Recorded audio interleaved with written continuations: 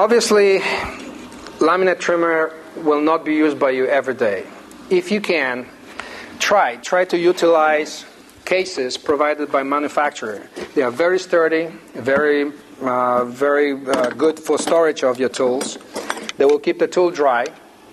They will keep it out of the reach of unwanted users, and in particular I'm talking about kids. Try to keep those tools higher, somewhere above the level of the little child, obviously.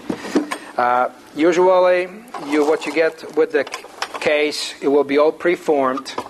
All you have to do, once you use it, clean up the tool a little bit, either with a soft cloth or something of the sort, and then you just place it inside the case, and you put it away for further usage.